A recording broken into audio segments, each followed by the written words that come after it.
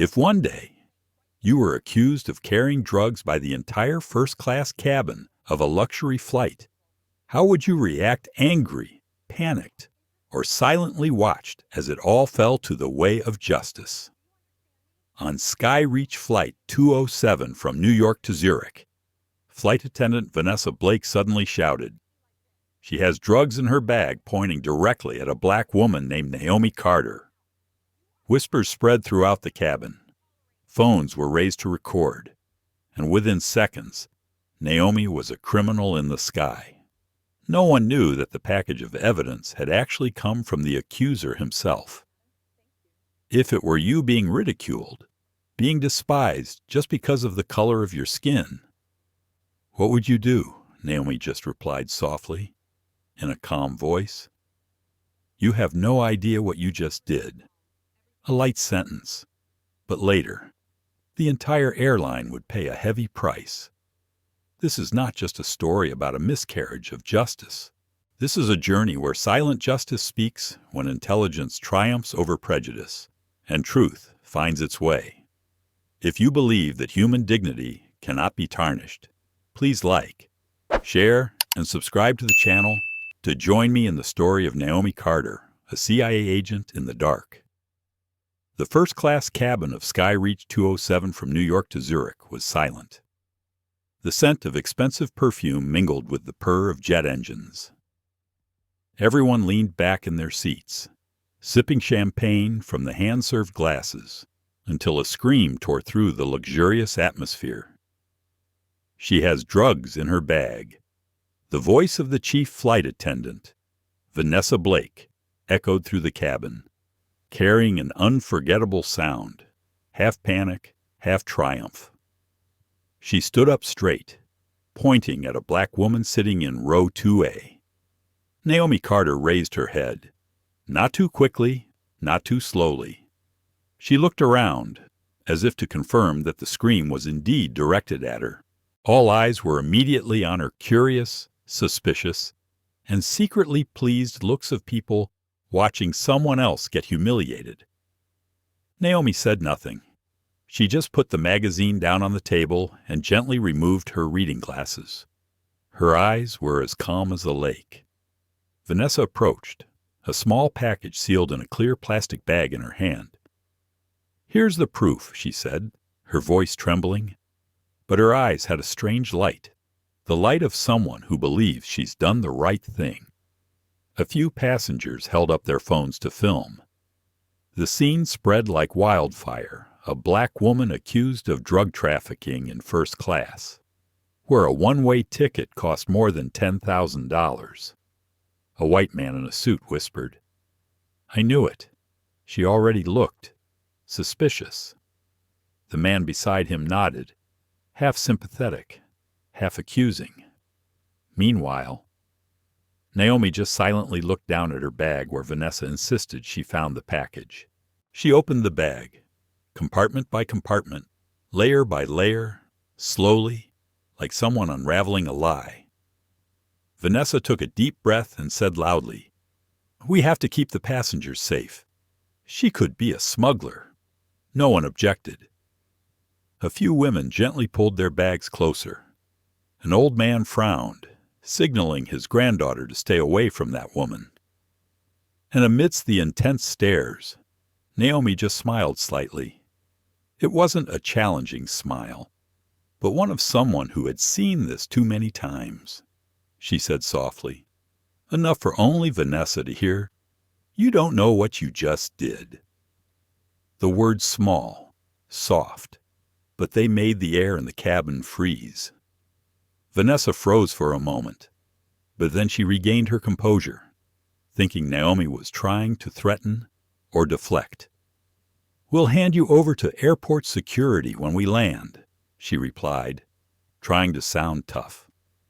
Naomi didn't object. She just quietly closed her bag, her eyes fixed on the drifting white clouds outside the window. There was no anger in her heart, just confirmation. The bait had taken. The first-class cabin gradually returned to a cacophony of chatter, the clicking of phones, and a few soft coughs to break the awkward silence. But no one noticed that, at that moment. Naomi still had 2 fingers pressed to her sleeve where a hidden camera was recording the entire conversation. Inside her phone, a special encryption app ran in the background, sending each frame back to the CIA Security Division's servers. Vanessa's every indictment, every gesture, was recorded evidence of an upstream plan in action.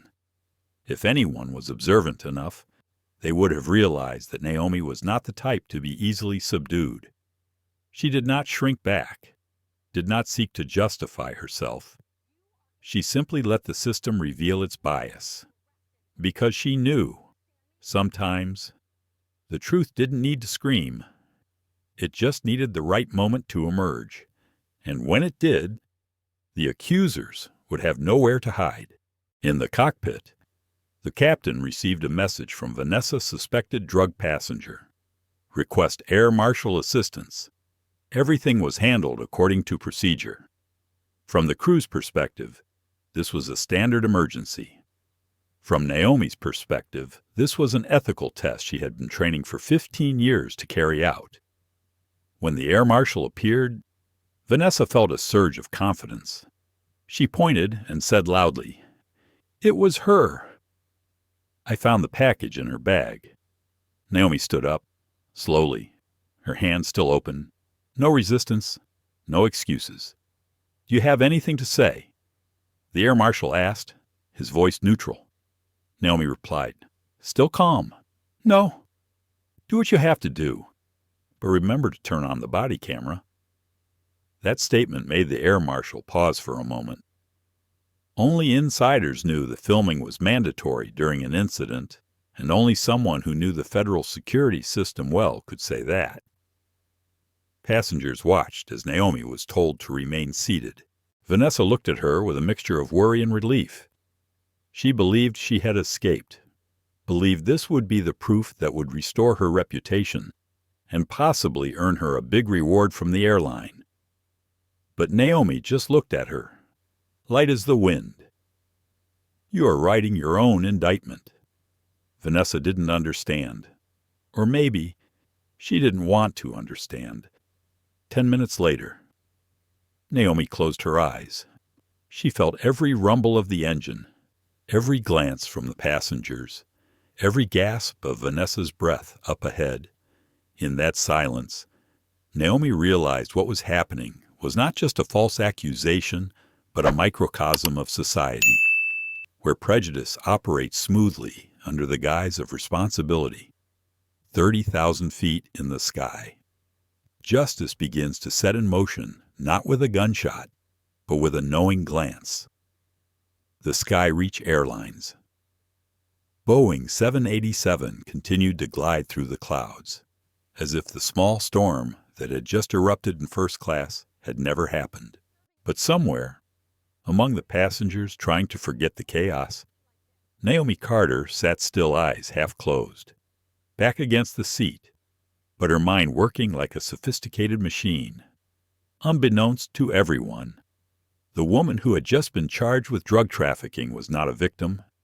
She was a 39-year-old senior CIA agent, the head of the secret aviation security section, who was investigating one of the most sophisticated smuggling rings ever woven through commercial airlines. And SkyReach Airlines, an airline praised for its luxury and high-standard service, was at the center of that underground wave. The mission had begun 3 months earlier, in a secret CIA conference room at Langley. The blue light from the screen illuminated the cold face of Director Mason, a former White House security advisor. His voice was low, slow, and deliberate, as if each word carried the weight of a human life. "Naomi, we have evidence that there is a new drug trafficking route using commercial air travel," he said, tapping his fingers lightly on the table.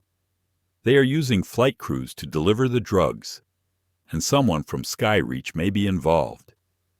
Naomi stood straight, expressionless. "What do you want me to do?" "Observe. Record. Don't act until you have enough evidence. And keep an eye on one person." Mason looked straight at her, Vanessa Blake. The name, at the time, was just a line on the file. A 33-year-old flight attendant, perfect in appearance, clean in record, but with shady financial dealings. A man who had racked up more than $80,000 in credit card debt and then unexpectedly paid it off in 3 months. A man who had been on multiple flights that matched suspicious shipments. Naomi took the order without asking any further questions. She just nodded. I will start from her next flight. Back in reality, on SkyReach 207. Naomi looked at herself in the mirror. Behind the light makeup and simple office dress was a mind trained to read every gesture, every breath, every seemingly harmless word. She recalled the morning before her flight, while at the CIA office in D.C. A note was sent via an internal encrypted application target Vanessa Blake. Abilities involved in crew smuggling. Mission observe. Gather evidence. Do not intervene unless necessary to preserve national security.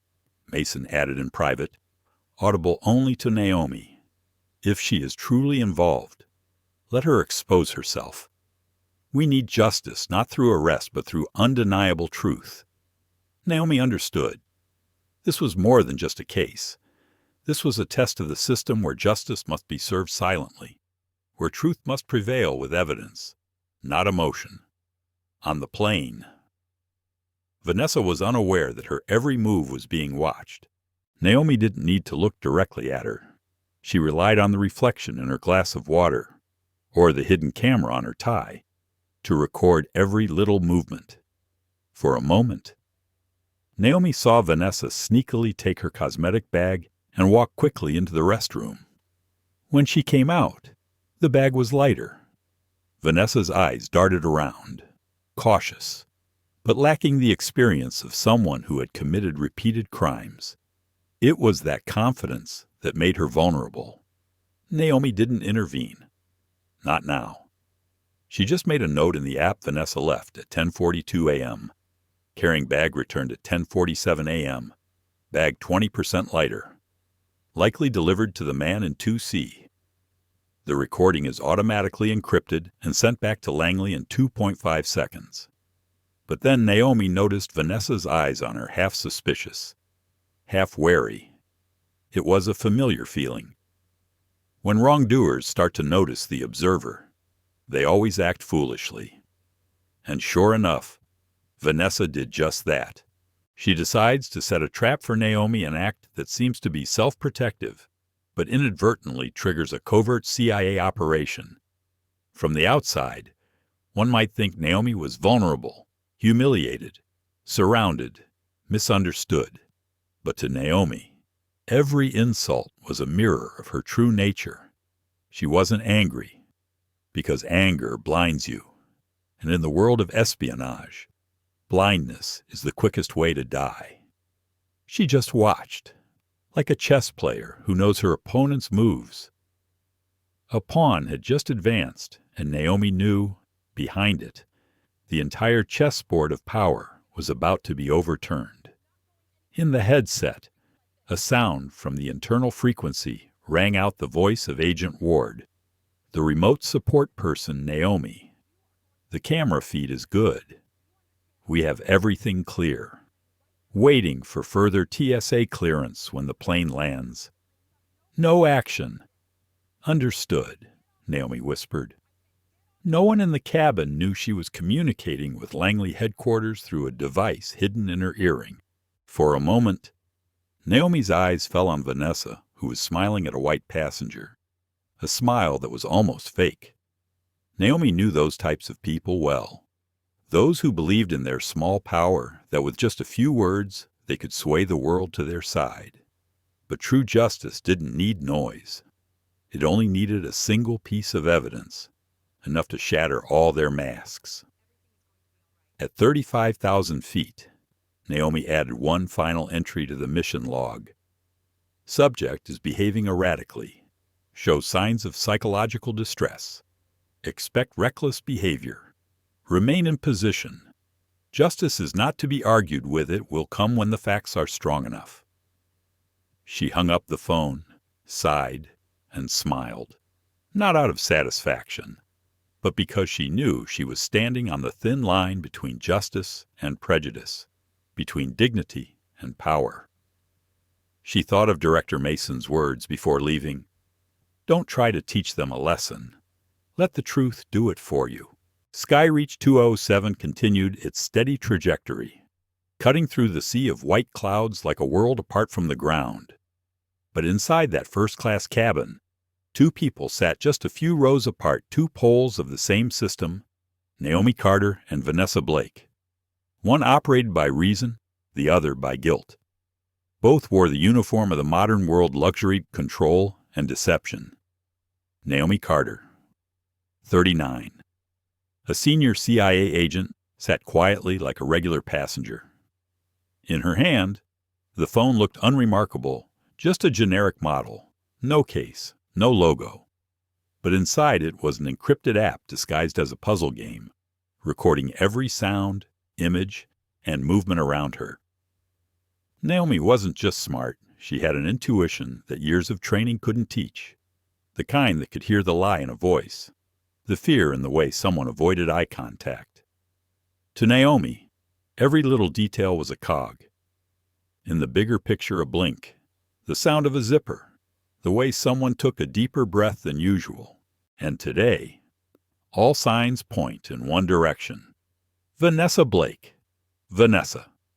33 is the kind of person society admires: a delicate face, an airline standard smile, a confident walk in heels high enough to hide fatigue. She knows how to soften her gaze with first-class passengers, how to modulate her voice when talking to white passengers, warm, polite, and how to be just cold enough when facing people she considers not her class. But behind that facade was a life that was quietly crumbling. She owed more than 90 thous due to failed investments, a divorce, and was being threatened with termination by her company. Worse, she carried an unnamed bitterness, the feeling of seeing her black colleagues promoted while she was left behind. During crew meetings, Vanessa would often say half-jokingly nowadays, "Just having a little different skin color is noticeable." People laughed, pretending not to hear, but Naomi knew that kind of laugh, the laugh of people who are afraid to speak the truth, because they know it is not only wrong, but reflects the corruption of the system. Vanessa didn't hate Naomi for personal reasons. She hated the reflection of herself in that woman, confident, calm, respected not for her looks or position, but for her character. What Vanessa craved most was something she couldn't buy: dignity. She didn't know Naomi was an agent. In her eyes, Naomi was just a moneyed black lady, the kind of person Vanessa believed must have slept with someone to get a first-class ticket. Such stereotypes come naturally, like reflexes. They don't require malice, just pride. Naomi looked at Vanessa, not with contempt, but with the eyes of someone who understood the pain the other dared not face. She saw a woman struggling with herself, in the fitted dress, in the practiced smile, in the belief that she had to be better than others, to be accepted. She understood, because at some point, Naomi had been there, too. Before she became an agent, she had endured suspicious looks when she walked into a conference room full of white men. She had been asked, "Are you sure you didn't get the wrong room?" And she just replied, "I think it was you." On the plane, Naomi couldn't intervene directly. Her job was to observe, not judge. But deep down, she knew the most dangerous thing wasn't the drugs being smuggled on planes, but prejudice, the belief that people were doing the right thing by insulting others. Vanessa is a prime example. She doesn't see herself as a bad person. She just sees herself as upholding standards. She doesn't think she's racist. She just believes she's holding standards. But every little action, from the way she coldly says ma'am to Naomi, to serving her wine more slowly, is an invisible knife cutting into someone's dignity. In the back seat, Naomi tilted her phone slightly. The app's facial recognition system displayed a green box around Vanessa, automatically recording a sequence of actions movements, interactions, timing, intonation. The data would be analyzed by the CIA's behavioral unit experts who could read a criminal's mind just by the way a person stood. Naomi didn't need emotional proof. She needed physical proof, and with each passing second, Vanessa was writing her own indictment. Vanessa didn't know that in Naomi's eyes. She had become a microcosm of society, someone who thought she was strong, but was actually a product of prejudice and fear. Naomi didn't hate her. She just felt sorry, because if she hadn't been driven by jealousy, Vanessa could have been a good person. But in this world, prejudice is sometimes stronger than morality. As the plane swung gently east, Naomi looked out the window. The white clouds stretched like an unpainted canvas. She knew that one small mistake like Vanessa turning back with that suspicious look, or one misplaced accusation, and the picture would be forever stained gray. Naomi took a slow breath. She knew things were getting close to breaking point. In this power game, one side fought with survival instinct, the other with intelligence, and the irony was, both believed they were right. Some decisions in life come not from evil, but from a fear of being left behind. And for Vanessa Blake, it all started with a seemingly harmless text message. 6 months ago, Miami International Airport was a sunny one. Vanessa had just finished a long flight, tired and exhausted. She sat in the crew lounge, her eyes sunken from lack of sleep, her fingers fingering an overdue credit card bill. Her phone vibrated, a text message from an unknown number. "You work for SkyReach." "Right. I have an offer. Easy goes clean, and more profit than your entire year's salary combined." She smiled faintly. Spam, she thought. But then, a few minutes later, another message came with a photo of herself, taken at the airport. "No need to answer right away. I know you need the money. In a world of light, evil finds its way through darkness." The texter identified himself as a frequent flyer in first class. He wasn't threatening, just inviting in the tone of someone who knew the other person better than they knew themselves. He knew she was divorced, in debt, under corporate scrutiny for a mistake on a previous flight. Just carry a small package through security. Get $5,000 in cash. No one checks the crew, and SkyReach never searches personal bags. He said, "We just need someone to deliver, not someone to understand." At first, Vanessa refused, but within a month, bills, penalties, and calls from the bank kept her up at night. The feeling of being backed into a corner between dignity and survival was more debilitating than anything else. One evening, after washing dishes in her empty apartment, she reopened the old message and typed 2 words, "I agree." From then on, she became a silent link in a transnational drug trafficking ring. The job was simple: receive cosmetics packages from VIP passengers before the flight, carry them through security, and return them to regular passengers when the plane reached a safe altitude. Each time she succeeded, she received a few $1,000s more, and like all power addicts, she believed she was in control of the game. That morning, before SkyReach 207 from New York to Zurich, Vanessa stood in the employee restroom at JFK. She locked the door and set her cosmetics bag on the sink. Inside was a small package, wrapped in pink plastic, no bigger than a tube of Dior lipstick. Her hands shook slightly as she checked it one last time. In the mirror, her face reflected fatigue, but her eyes lit up with the look of someone trying to believe in luck. Just this one more time, she told herself, as every criminal does before committing another mistake. She left the restroom and stepped into the crowded hallway. The white light from the airport ceiling poured down as if the whole world were watching. But no one noticed. With her immaculate flight attendant uniform and shiny name tag, Vanessa was the picture of reliability, and that was the perfect passport to sin.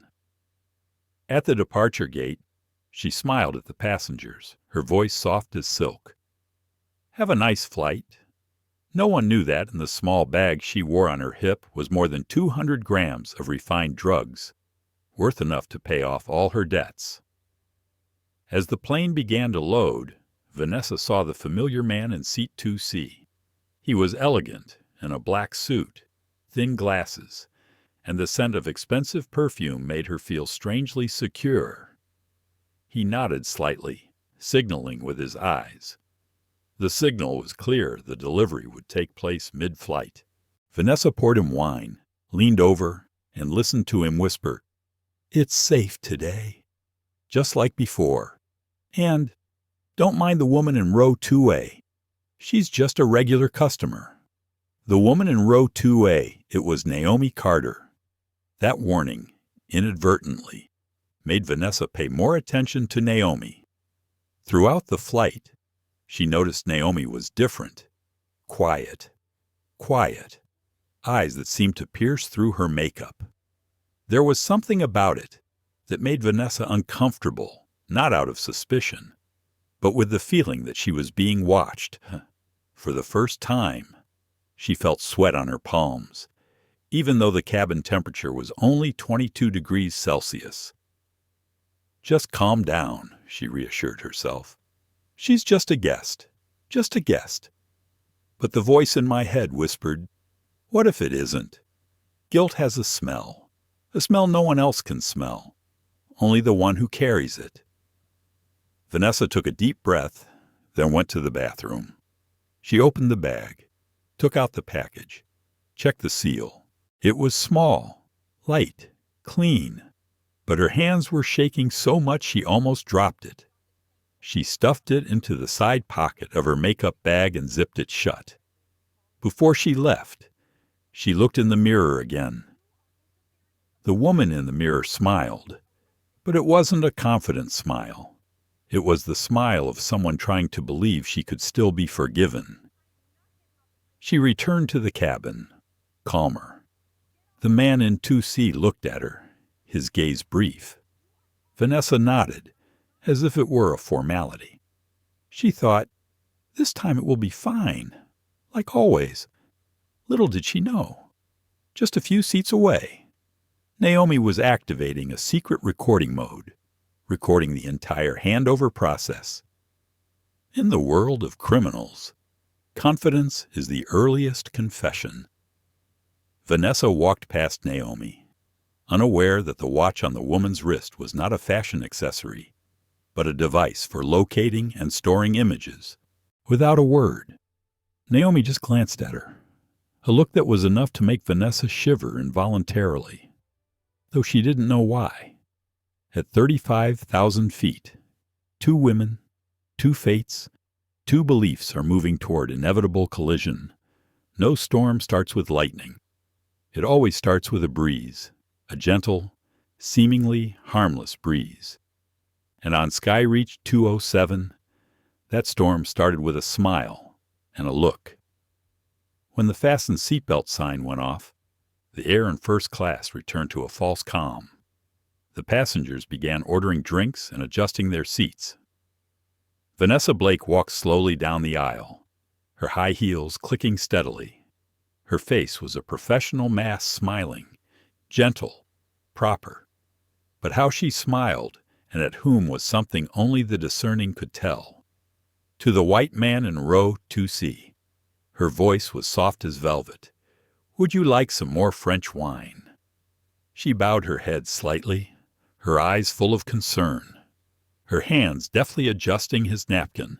But just seconds later, when she reached row 2A where Naomi Carter, the only black woman in first class, was seated, Vanessa's voice paused, her tone changed. "What do you want?" "No, ma'am." No smile, just a cold, dead question. Naomi looked at her, her eyes calm. "Please give me a cup of hot ginger tea, and if possible, A blanket.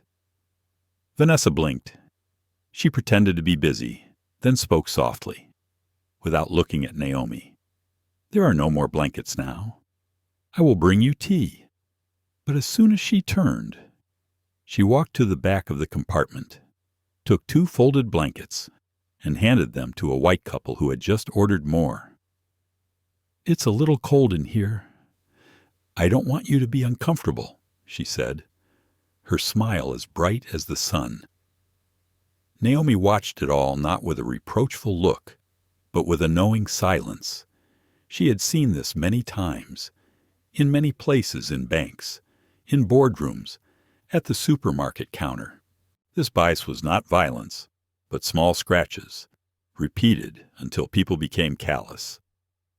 She didn't respond.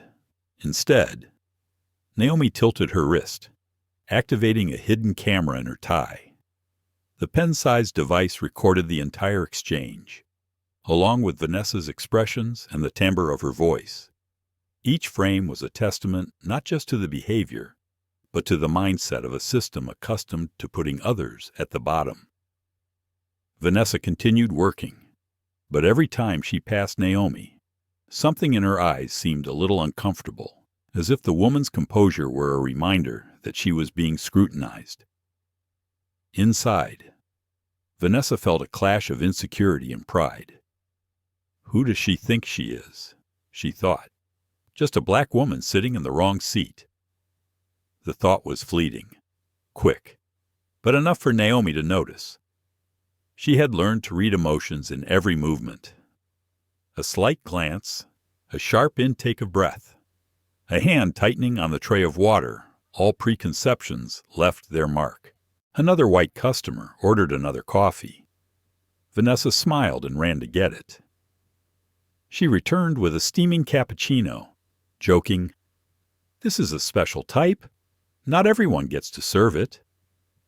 The whole cabin laughed lightly and happily. Naomi just watched silently. She understood that most of these people didn't realize they were laughing at an injustice. It wasn't a laugh of malice. It was a laugh of blindness fueled by privilege. Naomi bent down and opened the camouflage app on her phone. A behavioral graph appeared: frequency of interactions, tone of voice, facial expressions. The software displayed a clear result: subconscious bias, high. As the flight entered mid-flight, the cabin lights dimmed. Naomi folded her arms and closed her eyes, as if she were resting. But in reality, she was listening to every conversation. Vanessa giggled in the front cabin. "We had a strange visitor today. She sat in first class and didn't talk to anyone or smile. It was as if she was watching us," a younger flight attendant replied. "Her voice low, but not low enough, I see it too. Maybe she's an inspector pretending to be a passenger." Vanessa laughed. "A black inspector. They don't trust us enough to let them check our tickets." They both laughed. Naomi opened her eyes and looked out the window. The clouds were still white, the sky still blue, but her heart was heavy. She wasn't angry. She didn't hate, because she knew that anger only pulled us into the same frequency as the wrongdoer. Instead, she chose to observe because in silence, the truth had the best chance of being recorded. In Naomi's mind, a thought slowly appeared. This is the microcosm of bias. No noise, no blood, no specific crime, but it kills human dignity, bit by bit. The most memorable moment came when Vanessa returned to row 2A. Naomi had already pulled her coat over her, but she asked softly, keeping her voice gentle, "Are you sure you really don't have any blankets?" Vanessa didn't look at Naomi, just quickly replied, "I told you, there are none left." She then turned to row 3C, where a gentleman raised his hand. "Sir, would you like more blankets? I'll bring them right away." 2 answers, same voice, 2 different worlds. Naomi watched, her eyes calm, her mouth slightly curved into a small smile. Not a sarcastic smile, but the smile of someone who knew she was witnessing living proof of the truth. On the smartwatch screen, Naomi wrote a note. Subconscious racial bias, confirmed. Scenario selective service, refusal of required item, no reaction, fully recorded. She rolled up her sleeves, turned off the camera, and sighed. In the world of justice, sometimes the most heartbreaking thing is not the criminal with the gun, but the polite but prejudiced person. At the front of the cabin, Vanessa continued to smile at the passengers, but every time she glanced at Naomi, her smile faltered. Perhaps, somewhere in her subconscious, she sensed that the other woman, the one she considered inferior, was seeing through everything she tried to put up. And actually, it is. Naomi tilted her head slightly, looking through the narrow space between the two seats. She didn't see a suspect, but a product of a society where people were taught to believe they were superior simply because of the color of their skin. And in that moment, Naomi understood that the drug case was more than an investigative assignment. It was a mirror of a deeper disease, a disease of microbias, one that America as a whole has yet to truly heal. On SkyReach 207, the first-class atmosphere remained peaceful on the surface. Wine flowed, white towels were folded, and the engine hummed like the breathing of a giant sleeping beast. But beneath the luxurious facade, a criminal transaction was taking place, subtle, quiet, and confident.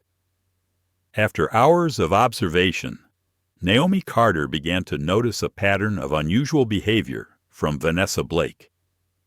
Little things like the way she kept looking at her watch every time she passed through line 2C, or the way she fixed her hair and lipstick every time she passed through the galley.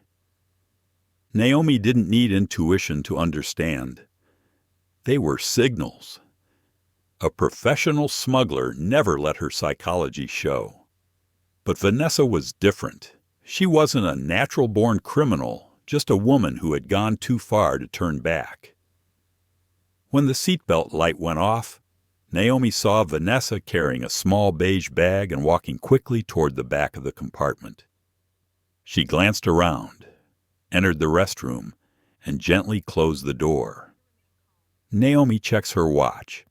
13:25. The camera in the tie activates continuous recording mode. 1 minute, 2 minutes, 3 minutes passed. When the bathroom door opened, Vanessa stepped out with her bag. Lighter, not much, just a few 100 grams, but enough for a seasoned agent like Naomi to notice.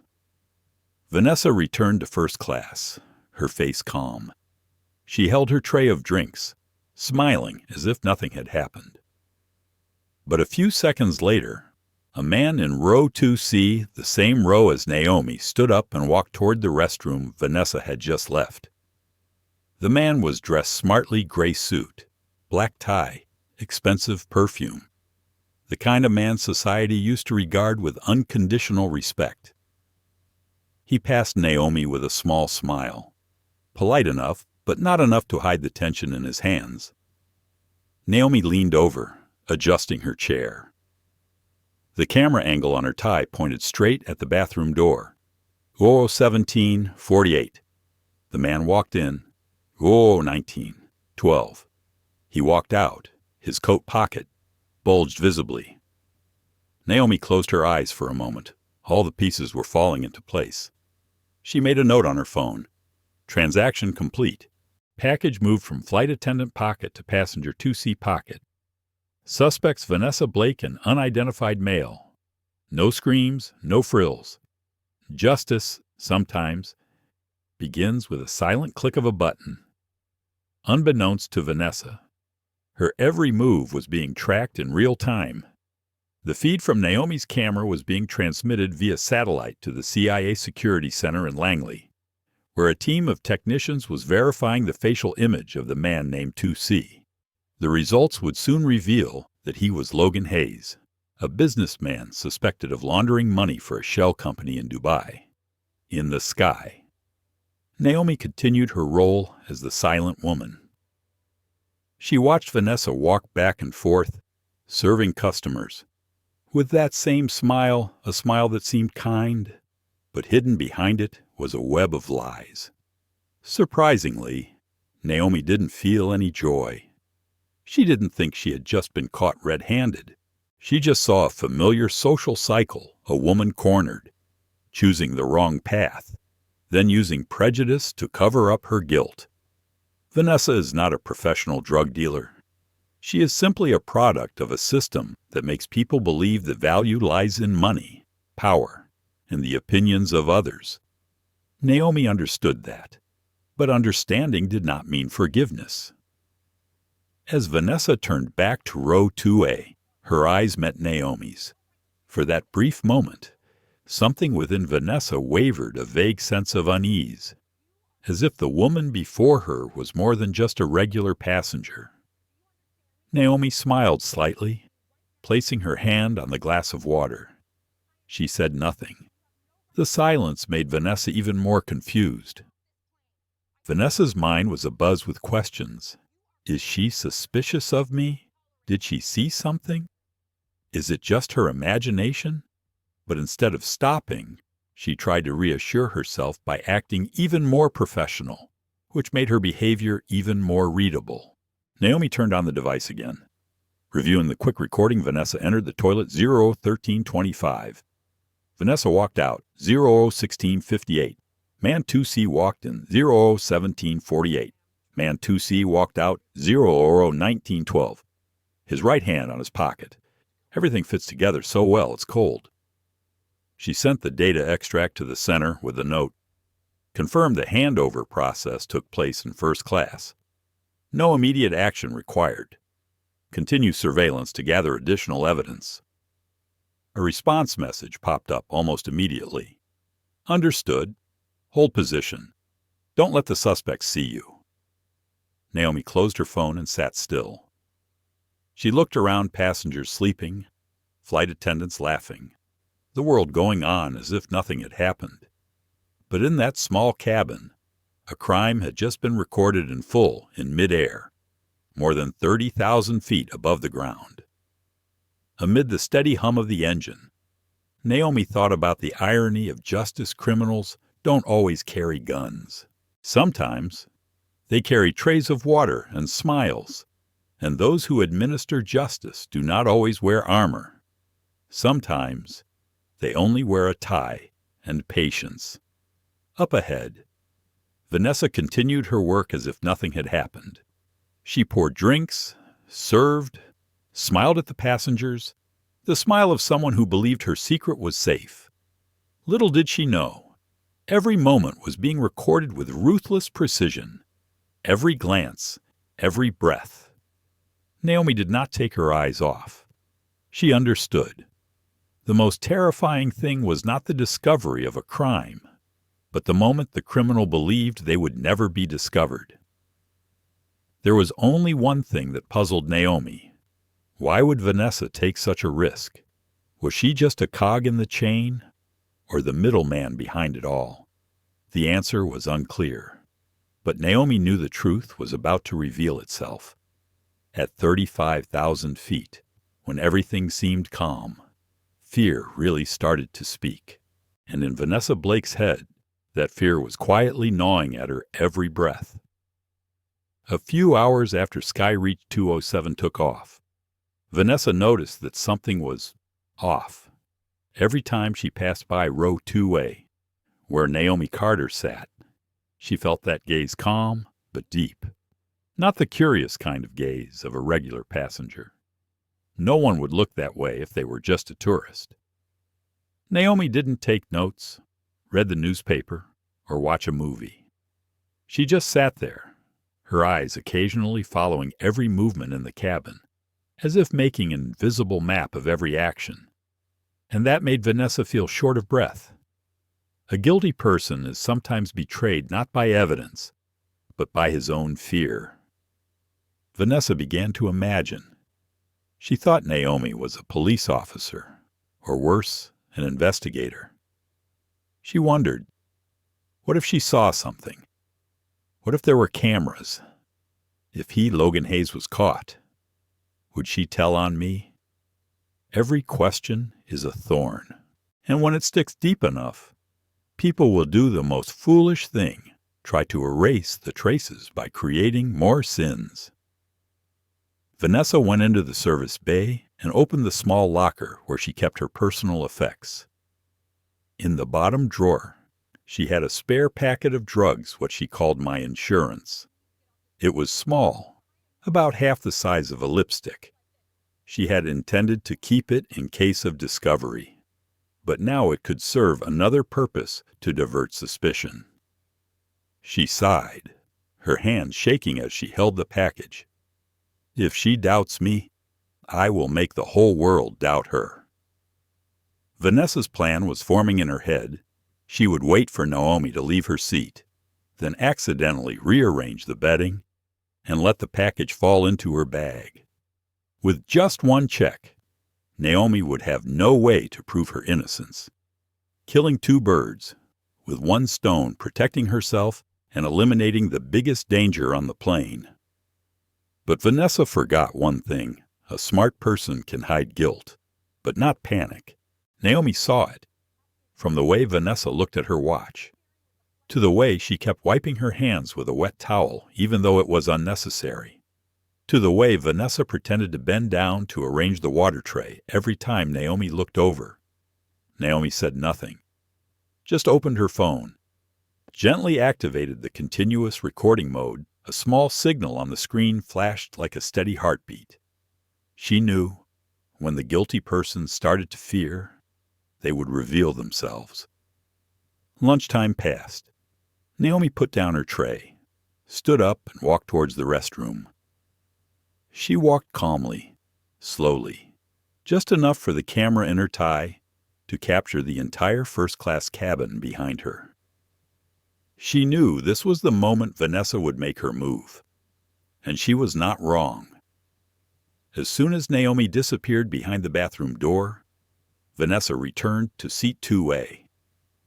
Her heart was pounding, not with guilt, but with fear of being caught. She pretended to adjust the pillows, arrange the blanket, then gently bent down. Her hand stealthily opened Naomi's bag, quick, precise, like someone who had practiced. The small package of drugs slid soundlessly into the bottom of the bag. In 2 seconds, the guilt had been transferred at least. That's what Vanessa thought. She stood up, took a deep breath, fixed her hair, then stepped back, pretending to arrange the wine tray. It all happened neatly, like a perfectly choreographed play. But there was one thing Vanessa didn't know. As she bent down, a tiny beam of light from the camera in Naomi's tie bounced off the surface of the dining table, and it was all recorded. Not just the action, but the anxious face, the shifting eyes, the trembling lips as if wondering, will anyone see on the other end? In the CIA's surveillance center, the technical team was monitoring live satellite signals. An agent whispered Agent Carter was just set up, but it looks like she knew it. Director Mason's voice rang out in Naomi's earpiece. Keep watching. Don't interfere. Let her reveal herself completely. Naomi tilted her head slightly, her eyes still on the floor where Vanessa's shadow had just passed. As Naomi returned to her seat, Vanessa tried to keep her composure. Do you have anything else to add? She asked, her voice even, but a little hoarse. Naomi looked up, smiling slightly. No, thanks. I'm fine. The answer was simple, but the look Naomi gave Vanessa was chilling. There was no resentment in the look, just something deeper, as if Naomi already knew, and was waiting for her to condemn herself. Vanessa hurried toward the cockpit, her heart pounding. She felt relieved. She believed she had done the right thing, that if anything happened, the package would be found in Naomi's bag, and that would be it. She had saved herself, or so she thought. But justice is not a game of chance. Justice is a mirror, and when you try to shift blame onto others, you are the one whose reflection is reflected back to you. In compartment 2A, Naomi opened her phone and reviewed the footage. Each frame was clear. Vanessa approaching, bending down, opening the bag, sliding the package in. No words, no signs, just pure fear. Naomi slowly saved the video, encrypted the file, and sent it to the center. Then, she leaned back and closed her eyes. Not because she was tired, but because the truth was approaching its climax. Sometimes, the moment you believe you've won is the moment you start losing. And on SkyReach Flight 207 that afternoon, Vanessa Blake thought she had it all under control, not knowing the outcome was already set. The sky outside was a golden sunset. The light coming through the windows reflected off Naomi's face, making her appear to be asleep. But inside, Naomi was more awake than ever. She knew what was coming and knew that if justice is to be heard, sometimes injustice must be allowed to speak for itself. At the front of the cabin, Vanessa was speaking quietly to the co-pilot and the air marshal, the airline's secret flight security officer. Her voice was low, trembling slightly, but full of drama. I believe a passenger was carrying drugs in her bag. I saw her hiding something and acting very suspiciously. Air Marshal raised his head, staring at her. "Are you sure?" Vanessa nodded, her eyes so confident that she believed her own story. The co-pilot signaled, "We'll check it out. Lead the way." When Vanessa returned to first class, Naomi opened her eyes. Their eyes met for a few seconds, one fearful, the other calm. No words were spoken, but the air between them was as thick as before a storm. Vanessa tried to smile, her voice light as if doing her duty, "Ma'am. There is a small matter that needs to be verified. Please open your bag for Air Marshal to check." The entire cabin was silent. The engine noise seemed to have slowed down. Some passengers started to lean in to look. Some held up their phones, instinctively turning on the camera without thinking. Naomi didn't seem confused. She nodded slightly, placed her bag on the table, and slowly unzipped it. "Of course." The air marshal began the search. Everything was in order: passport, phone, wallet, notebook. Vanessa stood by, trying to look calm, but her hands clenched the hem of her skirt so tightly her knuckles turned white. Then, to the inside compartment. The air marshal reached in and pulled out a small plastic-wrapped package, identical to the one Vanessa had hidden. In that moment, all sounds seemed to be sucked out of the cabin. Then whispers erupted. "Oh my God, I knew it." They said this black woman looked suspicious. Someone held the phone closer. The camera snapped photos, the flash flashing. Vanessa watched with a sense of triumph, a false triumph. But she didn't recognize it. Naomi looked at the package, then at Vanessa. Not angry, not panicked. She just spoke slowly, her voice low and clear. "This thing doesn't belong to me." Vanessa laughed awkwardly, with a hint of venom. "That's what everyone says, right?" Naomi didn't reply, just looked at her silently. There was no hatred in his eyes, only disappointment and pity. It was that look that suddenly made Vanessa feel short of breath. She tried to look away, but the more she avoided it, the more it seemed to pierce deep into her mind, where she hid all the fear and guilt she had never dared to face. Air Marshal picked up the phone and reported to the control center. "We have found a package suspected to be drugs. We'll hand it over as soon as we land." Naomi was asked to sit back down, with 2 male passengers standing guard nearby, as instructed by security. She did not argue or say anything more. She just leaned back slightly. her eyes looking out the window. Outside, the late afternoon sun was setting. Inside, the cabin lights were on a cold, white light. Vanessa passed Naomi again.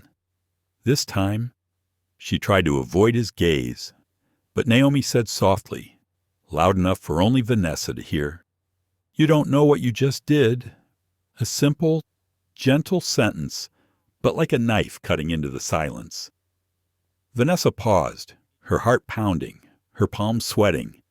She wanted to react, to smirk, to say, "I'm just doing my job." But her throat tightened, because in Naomi's eyes, there was no fear, just something that made her feel so small. The whole cabin was in an uproar. The person filming the clip whispered, "She was so calm," as if she knew she would be rescued. An elderly passenger shook his head, or maybe she knew she had nothing to lose. Naomi heard it all, but paid it no mind. She knew they were watching a play, and in it, she was temporarily the villain. She let the humiliation happen, because only then would the truth have weight when it was revealed. In the cockpit, the pilot was given instructions to make an emergency landing and hand over the suspect to the Zurich airport police. Vanessa sat in the service area, her heart pounding. She thought she was in the clear, that all suspicion had been diverted. She even imagined being called to testify, being praised for the timely discovery of a smuggler. But deep down, part of her was uneasy. The image of Naomi sitting still, her eyes quiet, it haunted her like a curse. Naomi smiled slightly.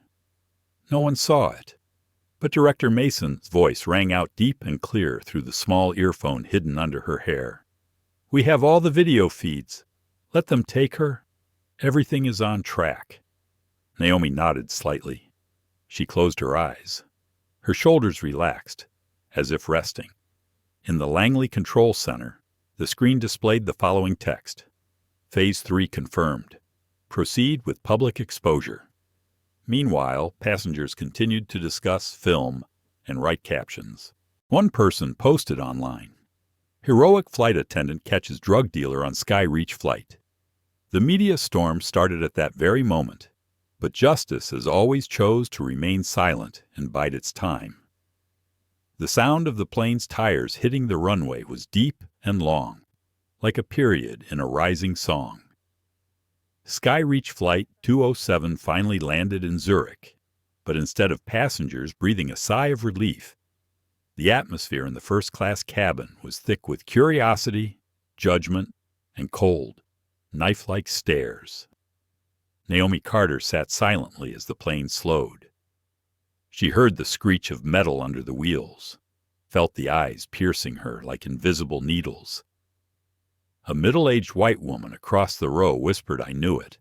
There was something untrustworthy about her. A younger man replied, "It was scary. I thought he was just a normal passenger."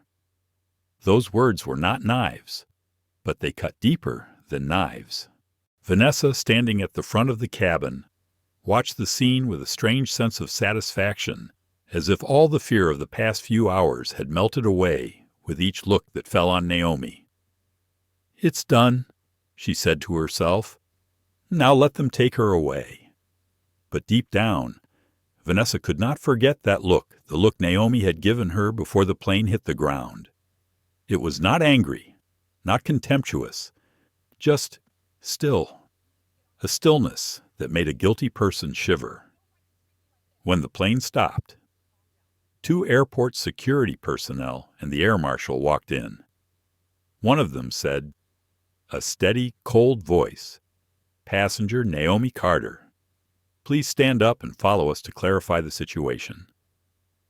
Naomi said nothing. She nodded slightly, gathered her things, and stood up. All eyes followed. Some were filming, some were looking down, pretending not to see, but most were watching intently, as if they were watching a live news report right in front of them. Naomi walked slowly. No bowing, no excuses, just a calm, gentle gait that made people uncomfortable. A white passenger whispered, "If it were me, I would scream and explain." The person sitting next to him replied, "Maybe because she knew she couldn't escape." They didn't know Naomi didn't need to escape. She was waiting for the truth to do it itself. As she passed the service cabin, Naomi saw Vanessa standing there, her face trying to maintain a stoic expression. At that moment, there were only two people. No sound, no one in between. Naomi stopped, looked straight into Vanessa's eyes, her voice low but clear, each word falling like a stone falling into a flat lake. "You don't know what you've done." Vanessa flinched slightly.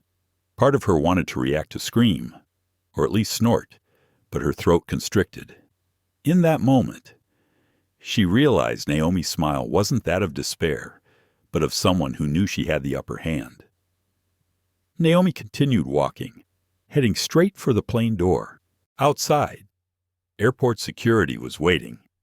They handcuffed her in front of curious passengers. The crackle of cameras and video cameras echoed like a sharp rainstorm. The scene, a black woman being escorted through an international airport, was a stark portrait of prejudice and power. To most onlookers, they see only a suspect, but unbeknownst to them, the person they are judging is a high-ranking CIA operative who holds enough evidence to dismantle an entire transnational drug trafficking network and expose the very people society worships. Naomi didn't protest. She knew that if she screamed, they would see an angry black woman. If she cried, they would see a fearmonger. But if she remained silent, just silent, her silence would leave people wondering why she wasn't afraid. Inside the cabin, Vanessa watched from the window as Naomi was led away. A strange feeling washed over her, not joy, but unease. She recalled Naomi's every word, every look, every gesture, all too calm to be innocent. "I don't know what I've done." The words echoed in Vanessa's head like a broken record. When the door closed, Vanessa stood there, stunned. She wanted to go back to her room, but her legs wouldn't move. She looked down at her hands. They were still shaking slightly. It took her a few minutes to realize the fear she thought she'd escaped was still there, just transformed. And now, it had Naomi's face. On the way to the security car, Naomi looked up at the gray sky. Not angry, not afraid, not ashamed. There was only one thing in her heart waiting. She knew that in a few hours, the truth would come to light. And then those who had looked at her with contempt would bow their heads. A security guard walked beside her, looking concerned, and whispered, "Do you want me to say anything for you?" Naomi smiled slightly. "No need. The truth speaks for itself." On the other end, Director Mason was watching the whole thing on the monitor. He leaned back, arms crossed. She handled it exactly as expected. No resistance, no excuses. Perfect. An employee asked quietly, "Should we reveal her identity?" Mason replied, "Not yet.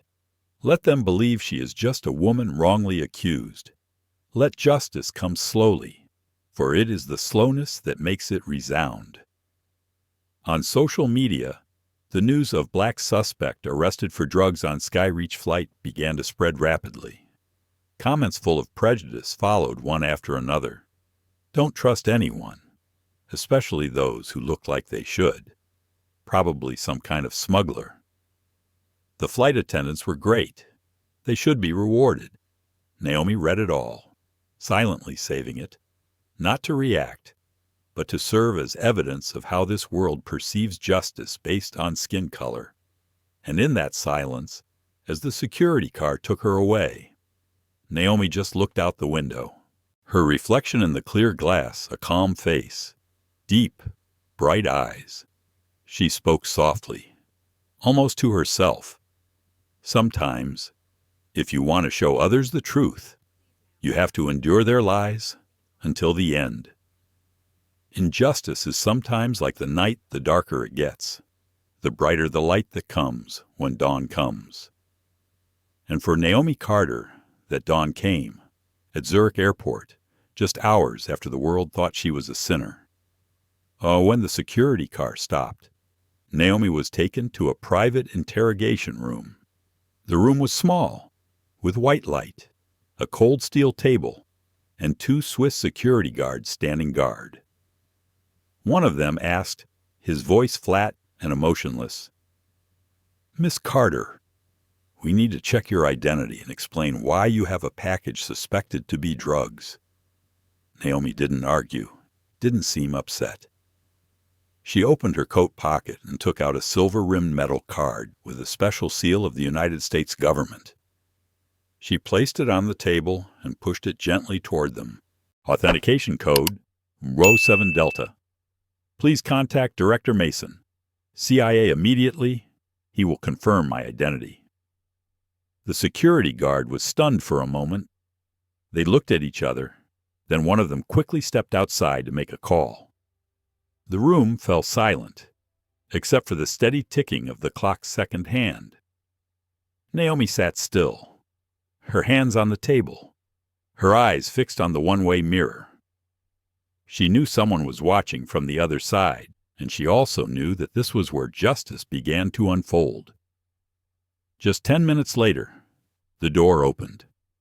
An official in a black suit walked in, his face tense. He spoke in a voice that was both surprised and urgent.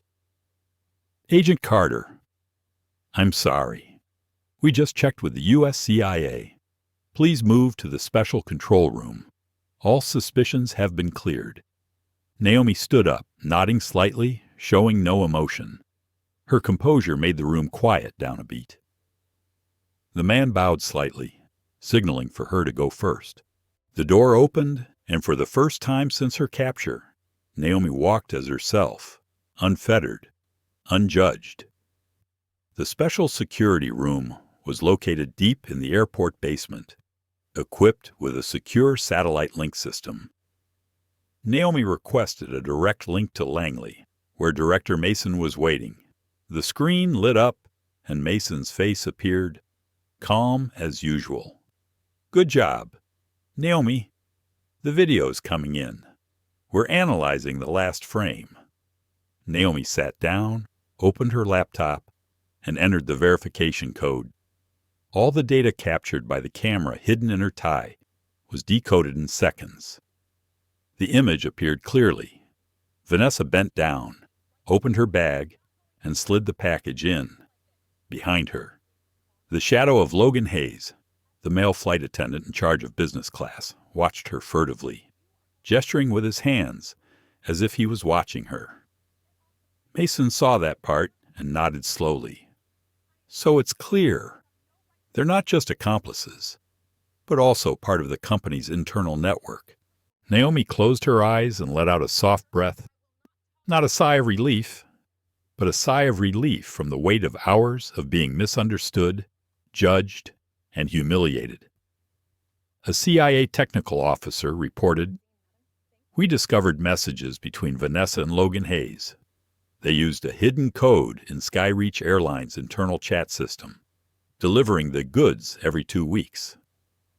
The final destination was Zurich, after which the goods were distributed through a warehouse run by a private logistics company." Mason said sternly. "Good. Send all the data to the Swiss Security Agency and the DEA. From now on, this is a multinational investigation," Naomi added. "I want to personally review the last part the moment she informed the pilot and the air marshal. I need to determine who is complicit." She rewinds the video, zooming in on Vanessa standing next to the air marshal. As she says, "She has drugs in her bag." Logan appears in the distance, glancing past with a half smile. Naomi pauses at that moment, whispering, "It's not just slander. It's a message of a system where the powerful define the truth." Mason replied slowly, "And that's why we exist, to reclaim that definition. Once all the evidence was verified, Naomi signed the investigation report. She transferred control to the rapid response team, requesting that the agent's identity not be released publicly until the two suspects were arrested. An airport security officer stood next to him, his eyes filled with both admiration and shyness. "I'm so sorry, Miss. On the plane, I thought you were guilty too." Naomi smiled, lightly but sadly. "You don't need to apologize. Prejudice is a reflex, not a conscious thing. But what's important is that you dare to look back when the truth comes." The employee was silent, nodding, as if he had just been taught a lesson not in the training book. Mason sent one last message over the screen. "Naomi, do you want us to go public with this?" Now Naomi thought for a few seconds, then replied, "Not yet. Let them reveal themselves. I want to see how they react when the mask of honor falls." Mason smiled. "You never let me down." The screen was off, leaving only the blue light from the laptop illuminating Naomi's face. She leaned back, looking up at the ceiling, her eyes deep, calm but determined. She knew this wasn't just a drug case. It was a lesson in power, prejudice, and how a single word could distort someone's dignity. Naomi gathered her things, adjusted her coat, and tucked her CIA badge into her breast pocket. She walked out of the security room, the hallway light illuminating her face no longer the image of a suspect being escorted, but a woman returning to her true self. Each step, each slow beat, echoed like an answer to all the suspicious looks of the past few hours. In the distance, the airport window reflected Naomi, small but strong. She stopped, smiling. Now, it is time for justice to be seen with their own eyes. As Naomi Carter walked through security at Zurich Airport across the ocean, the internet exploded. A 2-minute video shot on a phone aboard SkyReach Flight 207 went viral. The headline, bold and dramatic: "Heroic flight attendant exposes black female passenger for drug trafficking in the sky." The online newspapers followed suit. Morning news channels opened with Vanessa Blake blonde hair, crisp uniform, stern face, and a clip of her screaming, "She has drugs in her bag." No one asked questions. No one cared to know the outcome. Just a split second, and the world had a hero and a villain. Within 12 hours, the video reached 7.3 million views, flooding the platforms. Tabloids headlined "Brave Stewardess Saves Flight," a great example of vigilance in the age of smuggling. In the comments section, opinions poured in, but most were not about crime, but about skin color. One account wrote, "I'm not surprised. It's always them." Another replied, "If you're not doing anything wrong, why are you shaking when you're being checked?" Another comment, like thousands of times, concluded, "We need more people like Vanessa Blake. No one knows who Naomi Carter is, and probably no one cares." Meanwhile, at SkyReach Airlines headquarters in Chicago, the atmosphere was different. The 15th floor conference room was packed. Communications Director Mark Ellison held a newspaper, his voice harsh. "We are being praised all over the internet. This is a golden opportunity to improve our brand image." But the HR director, Ms. Clara White, frowned. "I don't feel right. Something is wrong." I watched the video. The passenger didn't seem scared at all. She was surprisingly calm. Mark shrugged. "All the better. Let the press handle it. Public opinion is on our side." That statement, "let the public handle it," was the spark for a bigger explosion they hadn't yet realized. At the same time, in Washington, D.C., CIA Director Mason watched everything on a large screen. Beside him, Naomi had just finished her investigation report. There was only a faint smile on her lips. It's strange. With just one video, they are ready to judge. But when the truth comes, will anyone want to hear it? Mason replied calmly. People always believe what feels right, rather than what makes them think twice. Naomi nodded slightly. She wasn't angry, nor was she bitter. She understood that this was a natural part of the system, a conditioned reflex called prejudice. But she also knew that the more furious public opinion was, the more powerful the moment of reversal would be. Over the next few days, Vanessa became a celebrity. She was invited for interviews, photo shoots, and a suitcase endorsement deal. The press dubbed her Hero of the Sky. Television invited her to tell her story of courage, and she did so with fake tears and a shaky, theatrical voice. I was just doing the right thing. I can't let drugs into this country. The host held her hand and said emotionally, "The world needs people like you." Vanessa. The audience applauded. No one knew that the TV hero, 6 months earlier, had secretly accepted money in an airport restroom. But social media never sleeps. Just a few days later, the questions started to appear. Why don't the police release the results of their investigation? Who is that woman? Why are there no images from Zurich airport? Some people were skeptical, analyzing the video carefully, realizing that the black passenger did not show any signs of fear. A small article appeared on an independent blog with the title, "If She Was Really Guilty." Why did she look straight at the flight attendant with such calm eyes? The article spread slowly, but enough to create a wave of suspicion.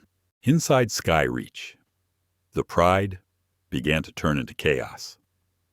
The Aviation Workers Alliance sent a letter demanding the airline account for the unprofessional and discriminatory behavior of its flight attendants. Media outlets dug deeper, discovering that SkyReach had been sued for racial discrimination 3 years earlier, a case that had been quietly settled. The leadership was at a loss. A PR consultant suggested we should hold an official tribute for Vanessa to control the story in a positive way. Director Mark nodded, believing that it was the way to put the rumors to rest. Little did they know, that very ceremony would become a public judgment for the entire system. In Langley, Naomi watched the news, her eyes glued to the screen. The news showed Vanessa surrounded by the press, smiling brightly. Naomi said only one sentence, as light as a breath. Sometimes a lie needs a little honor, so when it falls, the sound echoes farther. Mason looked at her, knowing she was ready for the next step. He said, "They're holding a tribute in 3 days. You know what to do," Naomi replied. "Yes, it's time for them to meet their suspect. Again. Out in the world." The heroic flight attendant story continued to dominate the airwaves. But somewhere in the hearts of the audience, especially those who had rushed to share and write harsh comments, a vague suspicion began to rise. They weren't sure they were right. They just knew that something was not being said. That silence, that space between belief and doubt, is the most fertile ground for justice to begin to sprout. 3 days after the hero flight attendant video went viral, SkyReach Airlines headquarters in Chicago was busier than ever. Press, cameras, and a green screen with the airline logo were set up all over the ground floor lobby. Today was Honor Day, a ceremony Vanessa Blake believed would change her life. Vanessa checked herself in the mirror. She wore her new uniform. Her smile practiced dozens of times in front of her, the smile of the humble hero. She knew her speech by heart about loyalty, dedication, and pride in keeping the company safe. In her head, the images of applause, congratulations, and promotion played like triumphant music. But there was another song playing where she couldn't hear it, the song of justice about to be orchestrated. on the top floor of the building. CEO Richard Langley stood in front of a window overlooking the lobby. He was a man in his mid-50s, experienced and quiet. On his desk was a confidential letter that had arrived that morning with TSA and CIA seals. The bold text at the top of the letter caught his eye. Passenger Naomi Carter, Senior CIA Agent.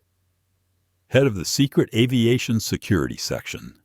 Internal investigation into smuggling activity within SkyReach Airlines.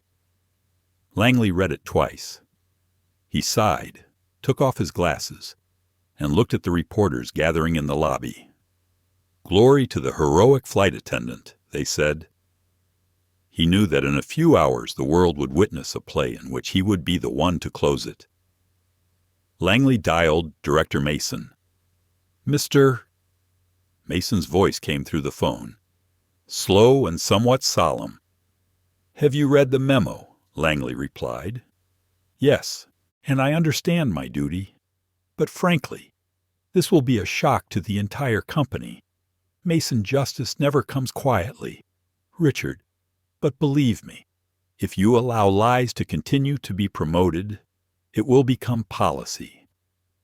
Langley was silent for a few seconds, then said softly, Okay, I'll let her go up on stage herself. And then, the real performance will begin. Downstairs in the lobby, Vanessa was surrounded by her colleagues. A young flight attendant smiled to Sister Vanessa. I heard that Chief Richard will personally present you with a medal. Vanessa smiled smugly. Really, I was just doing my job.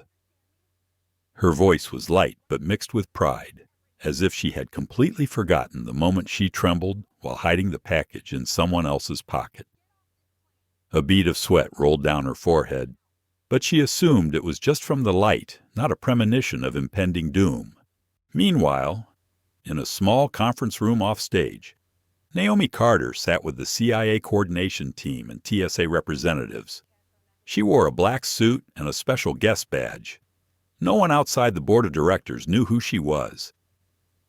Director Mason spoke over a secure line. Naomi, let them praise her. When the lights are brightest, the shadows are clearest. Naomi smiled slightly. Her voice calm, I see. A play ends best when the actors don't realize they're being watched. The music started. The ceremony began. The MC happily introduced today. SkyReach Airlines is proud to honor the person who helped stop drug smuggling in the air flight attendant Vanessa Blake. The auditorium erupted in applause. Vanessa stepped forward, the spotlight shining on her face. She smiled and raised her hand to greet the audience. All eyes were on her looks of admiration, awe, and absolute trust. Little did she know, in the front row, a black woman in a black suit was silently observing. No expression, no anger, just a calm gaze, the gaze of someone who knew the whole truth. Langley stepped up to the podium and began his speech. He spoke slowly, his voice low and clear, as if weighing each word. Ladies and gentlemen, we are proud of the dedicated cabin crew of SkyReach Airlines. But above all, we are proud of the truth. And today, I have the honor of introducing someone who represents that. Vanessa looked up, smiling, thinking he was talking about her. But Langley continued, introducing Special Agent Naomi Carter, Central Intelligence Agency. The room fell silent. The name rang out, like a knife cutting through the veil of illusion that was covering the entire room. All cameras turned to Naomi as she stood up and walked slowly onto the stage. Vanessa froze. Her face lost all color. The first whispers began to echo in the auditorium. Naomi Carter, CIA. What's going on? Naomi didn't look at Vanessa. She just looked straight at the audience, her eyes calm, her voice low but clear. I was on that flight. Yes. But I was no ordinary passenger. I was there to investigate a drug smuggling ring that exploited airline employees, and today, I bring you the truth you deserve." Langley signaled to the technician. The large screen behind him lit up. Video from the hidden camera was shown clear, unmistakable. On screen, Vanessa was seen opening Naomi's bag and putting in a small package. The air felt like it had been sucked out of oxygen. Vanessa trembled. She stepped back, stammering, "No, no way. I just—" But Naomi said nothing more. She just stood there, calmly watching her collapse under the weight of her own actions. The room fell silent. There was a gasp, a click of cameras, and in the corner, 2 federal agents stepped forward silently. Vanessa was led away in handcuffs and tears, under the lights and microphones that had once praised her. Naomi didn't look. She just spoke softly, like the conclusion of a sentence. No one can deceive forever in the light. The truth, when it comes, doesn't need to scream. It just stands there, illuminating every dark corner that man thought no one could see. The SkyReach Airlines headquarters hall fell silent after CEO Richard Langley introduced Special Agent Naomi Carter. The applause, still mid-stride, abruptly stopped, replaced by looks of shock and disbelief. Vanessa Blake's triumphant smile froze mid-sentence as if someone had just pulled the plug on her stage. Langley stood in the light, his voice low, each word carrying weight. "Ladies and gentlemen, before we award the medals, there is some information that the company needs to make public. Because SkyReach has always valued transparency, especially when honor and justice are traded for lies." The room buzzed. A few reporters quickly adjusted their cameras, as if sensing a news storm coming. Vanessa swallowed, looking around for someone to explain. But there was no one. Langley signaled to the tech. The lights dimmed, and the large screen behind him lit up. The CIA logo appeared for a few seconds, then switched to video from Naomi Carter's hidden camera. The image was clear. Vanessa bent down, opening Naomi's bag as she left her seat. Her hand slid quickly, slipping into the small package. In another angle, Logan Hayes, the male flight attendant, glanced around and nodded slightly at Vanessa. No background music, no commentary, just the bare truth and the murmur that rippled through the hall like waves against the glass walls. Vanessa took a step back. Her face was pale. "No. No way. Who filmed this?" Langley interrupted her, his voice calm. "Central Intelligence Agency hidden camera, authorized for use during a special investigation. And now, ladies and gentlemen, I present the agent in charge of the case, Special Agent Naomi Carter." The entire hall turned to look at Naomi. She stepped onto the stage, walking slowly, not raising her voice, not expressing herself. She carried no power, only the calmness of someone who had seen a person's true nature. Naomi held the microphone, her voice as light as a breath, but echoed throughout the auditorium. "I am not here to defame anyone. I am here to show how prejudice and greed can make a person destroy his own reputation." She paused for a moment, turning her eyes towards Vanessa. "She didn't just trap a black man. She trapped justice. And today, the truth has nowhere to hide." Vanessa trembled, her mouth moving. "No, I was forced. I just followed Logan." From the back row, Logan Hayes jumped when he heard his name called. He stood up immediately, his face drained of color. All cameras were focused on him. A federal agent stepped forward and put a hand on his shoulder. "Mr. Hayes, we have a copy of the text messages between you and Vanessa regarding the package that needed to be delivered on SkyReach 207. Logan gasped, turned to Vanessa, His voice choked. "You told me to do it. You said as soon as I hit it, someone would pick it up in Zurich." The murmur rose like a tidal wave. Vanessa cried out, "You're lying. You're the one who received the money, not me." But all excuses at this moment were like stones thrown into water, making a small sound, then sinking.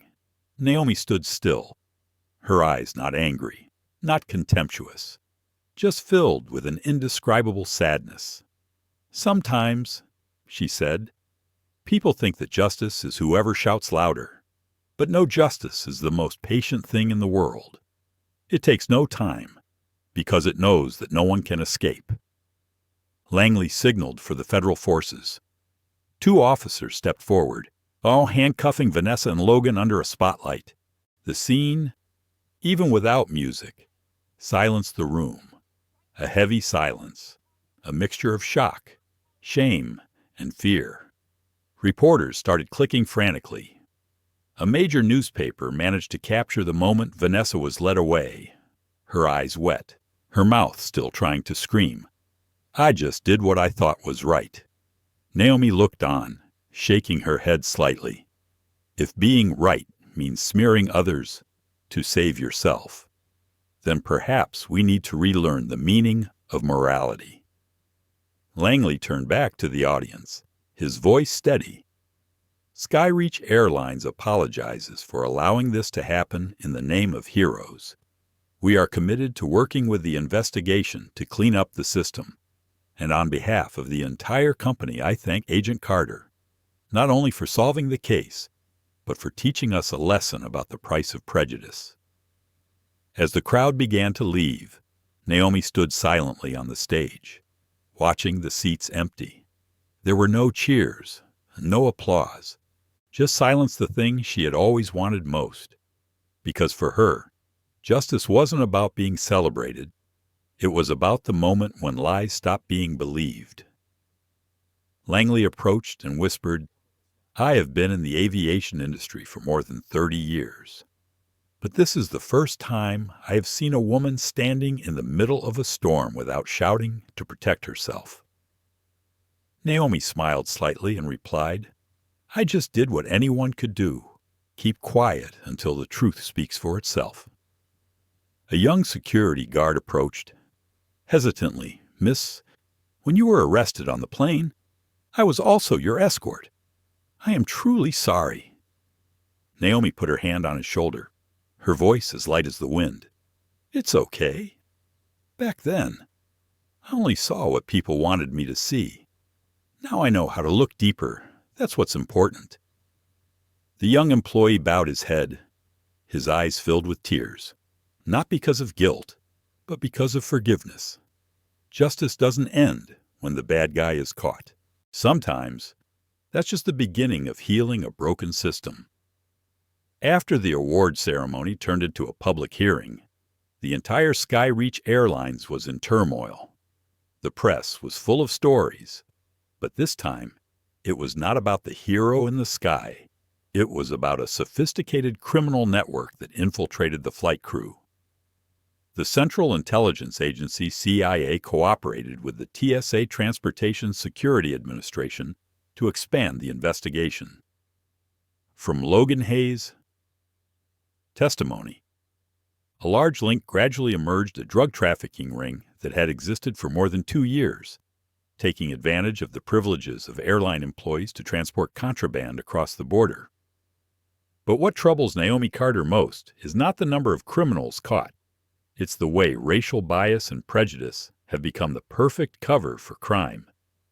The investigative documents show the smuggling system has singled out black passengers as scapegoats. They know that, in this world of prejudice, a single accusation black suspect is enough to set the system into automatic reaction. No evidence, no reason, just skin color. Naomi read the reports with a heavy heart. She told Director Mason in an internal meeting at Langley, "We can break this chain, but if SkyReach doesn't change the culture, it will resurface in another form again, based on the silence of bias." Mason nodded, his eyes flashing with agreement. Then do what you do best: fix the system, not with power, but with reason.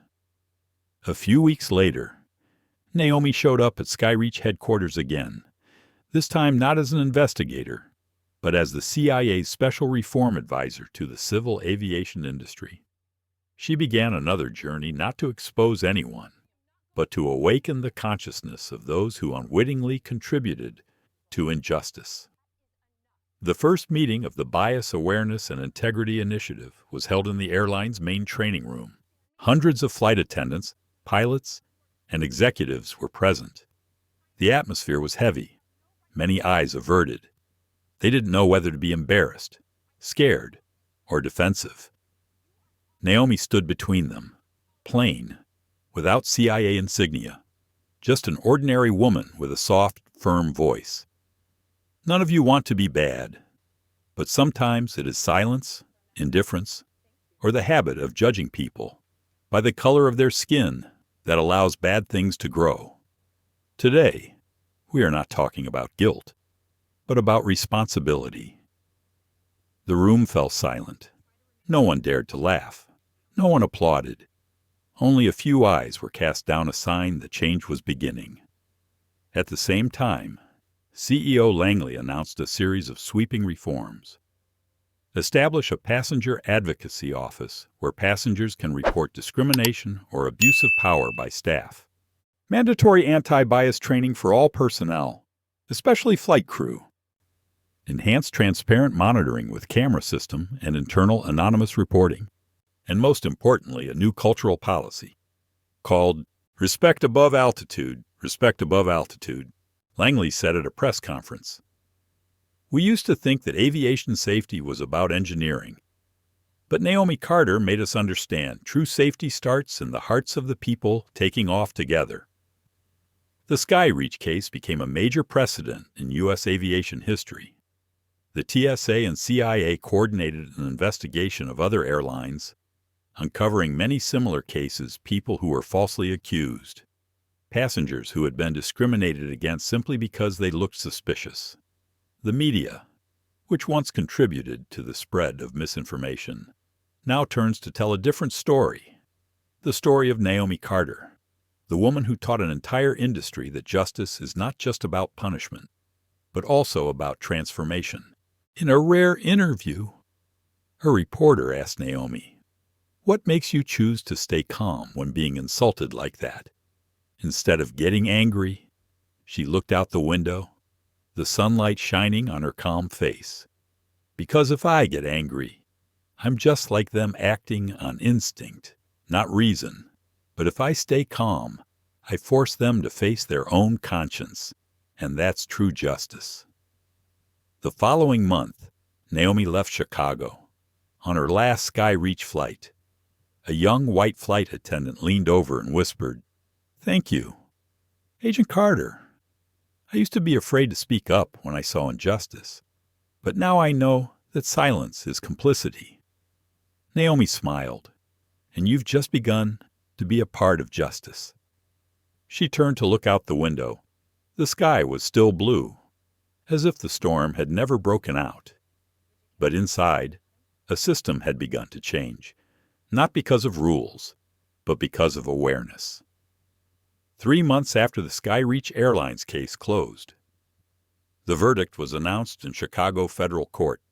The courtroom was packed with reporters, but not as loud as the first few days. No one expected a shock, just a foregone conclusion.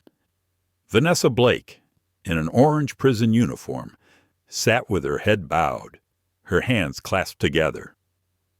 She listened to the 18-year prison sentence being read out, the judge's voice steady, but each word seemed to fall to the cold floor.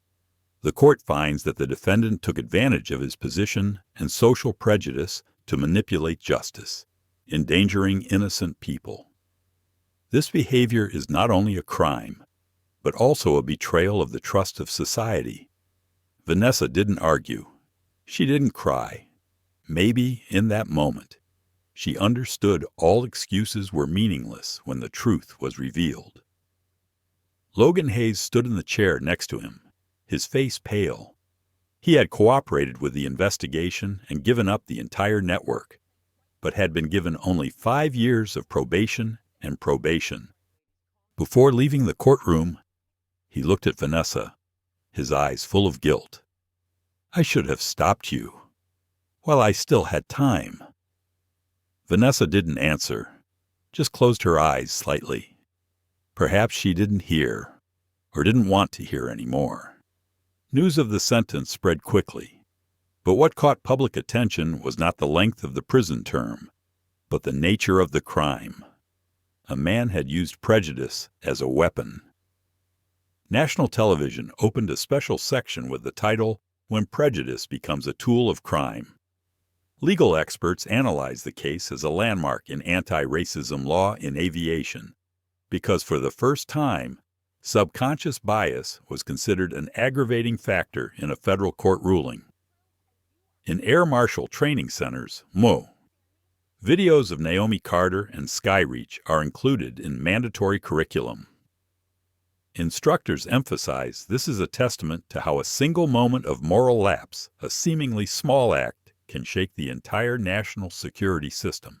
Below the classroom, many new officers were silent as they watched Naomi being accused in the middle of first class. A young female cadet asked quietly, "If I were her, would I be as calm as her?" The lecturer replied, "No one knows, but that is why we need to learn about her." At the CIA, Director Mason directed that the SkyReach case be filed as a national case study on bias in the performance of duties. The document later became a reference in many programs of the U.S. Department of Justice and the U.S. Department of Transportation. Mason said in the summary meeting, "Naomi Carter doesn't just solve a case. She shatters an illusion that only evil people do wrong.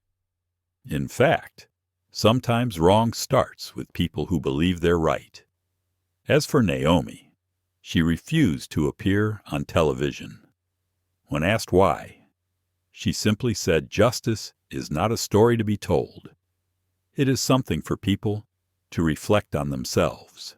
Still, the CIA awarded her the Medal of Honor for Distinguished Civilian Service, one of the highest awards given to civilian agents. The ceremony was private, without cameras or lights. Director Mason presented her with the medal, saying quietly, "She has proven that silence can be more powerful than any verdict." Naomi smiled. "I just stood there. The system spoke for me." A year later, the Department of Transportation and TSO jointly enacted the Carter Act, a set of anti-bias standards for commercial aviation inspired by the SkyReach case. The act required airlines to provide bias awareness training, provide feedback mechanisms for passengers who experience discrimination, and periodically test the fairness of security screening procedures. Experts call it the Naomi Carter effect, a moral turning point for the U.S. airline industry, not just because it changed policy, but because it forced society to confront the question, are we really looking at people, or are we looking at them through the lens of fear and prejudice? One morning, Naomi received a handwritten letter, not from the CIA, but from a stranger. The letter was scribbled. Simple. "I was a passenger on SkyReach 207. I was filming the video when you were charged. I kept quiet, out of fear. Now I understand. Silence can also kill justice. Thank you for standing still to show me I was wrong." Naomi folded the letter and put it in the SkyReach file. She didn't need a reply. Sometimes, a person's awakening is the best response justice can receive. That afternoon, she stood at Langley's office window, watching the planes fly overhead over Virginia. The sky was unchanged, still blue, still forgiving, but to Naomi, each plane now carried a message that in these skies, no one should be judged by the color of their skin, and everyone deserves to fly with dignity. After the historic SkyReach verdict, everything seemed to be back to normal. Planes were still taking off. passengers were still traveling, and gate announcements were still being made. But in that normal, something was really different. Simone Parker, the flight attendant who spoke up to defend Naomi during the chaotic day on Flight 207, has now been promoted. She is not famous, not praised by the media, but in the eyes of passengers and colleagues, she is a symbol of quiet change. On the flight that morning, Simone served an elderly black passenger, a man in a worn suit, clutching a Bible. As he slowly placed his suitcase in the overhead compartment, several people behind him glared, and some even moved away as if afraid of being disturbed. Simone walked over, smiling. "Let me help you. Your seat is row 2A, the best seat today." The old man looked at her, his eyes surprised and warm. "Thank you. Not everyone speaks to me with such respect." Simone just smiled. "I learned that from someone who many people misunderstood." The remark didn't need to be mentioned by name, but everyone knew she was talking about Naomi Carter. Because to Simone, Naomi was more than just a CIA agent. She was the person who taught Simone that sometimes standing up for justice was simply being nice to others. After the flight, Simone wrote a line in her personal diary. "There are lessons that no classroom can teach just watching someone choose wisdom over anger." She closed the notebook, then looked out at the sky, once the scene of a collapse, now evidence of resurrection. At the same time, in Langley, Virginia, Naomi Carter was putting together her final report on the SkyReach case. Her desk was piled with files, but in a corner, there was a brown envelope by itself. There was no sender name, just a few words from a person who was once silent. She opened it. Inside was a handwritten letter, the ink lightly smeared as if written in a hurry. "I was a security screener at O'Hare. I was just a few feet away from you that day, but I didn't say anything. I saw you being escorted, saw everyone looking at you like a criminal, and I looked too. Later, when I learned you were a CIA agent, I was so ashamed that I couldn't even look in the mirror. Thank you for not getting angry, because your calmness made me look at myself. Now, every time I see a passenger of color, I ask myself, am I looking at them with fairness or with old fears?" Naomi folded the letter and put it in a drawer. There was no signature, no address, but she knew this was the true result of justice. Not a sentence, not a medal, but a change in a person's perception. A few weeks later, Naomi was invited to speak at the National Aviation Security Conference in Washington. D.C. She didn't want to say much, just a few lines from her own report. In front of hundreds of delegates, she read slowly, each word clearly. Justice is not just about punishing the wrongdoer. It is about creating a system where being right is the easiest option. The room fell silent. Some bowed their heads, taking notes. Others looked up, deep in thought.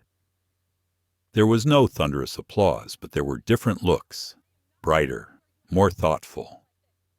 Naomi stepped down, knowing that her words had reached souls the law could not. That night, she returned to her small apartment in Alexandria. She left the lights off, just opened the windows, letting the wind carry the sounds of the city. Outside, planes were still taking off. She knew each one brought with it an opportunity, a chance for people to treat each other more fairly. She remembered Vanessa's eyes in court, eyes once filled with pride, now empty. And Naomi understood. The truth doesn't destroy anyone. It just strips away the shell people put up to cover up their fears. She smiled slightly, turned on her computer, and added one last line to her report to the CIA. Change does not start from the system. but from each heart that dares to look back at itself. Then she pressed send. The light from the screen reflected off the calm face of a woman who had weathered the storm without losing her kindness. One day, when Naomi stopped at O'Hare Airport for a business flight, she suddenly heard a voice calling from behind Agent Carter. She turned. It was Simone in her SkyReach uniform, her face beaming, a tray of coffee in her hands. "I just want to say, you've changed more than you think." Naomi smiled and replied softly, "I don't change anyone. I just don't retaliate." Simone smiled. "Sometimes, just that is a revolution." The two looked at each other, then turned to the runway where the sunset bathed the planes, preparing for takeoff. In that moment, they both understood that justice lay not in the court, but in how people treated each other after the court had concluded. In the story, flight attendant frames black woman.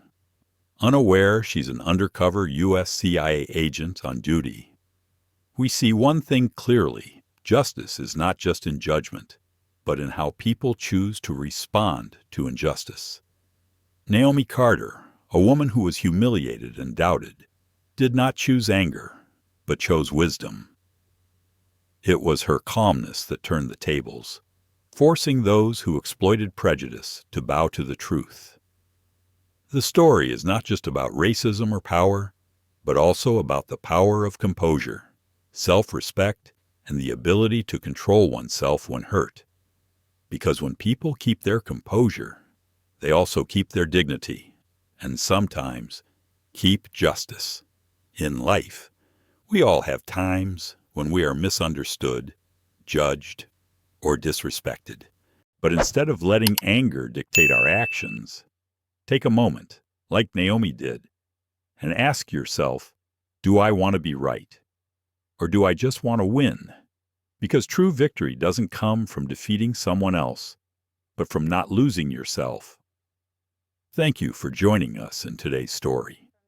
If you believe the world needs more stories of courage, wisdom, and justice, please like, share this video, and subscribe to our channel to help us spread human values to more people. Because only when people change their awareness can society truly change.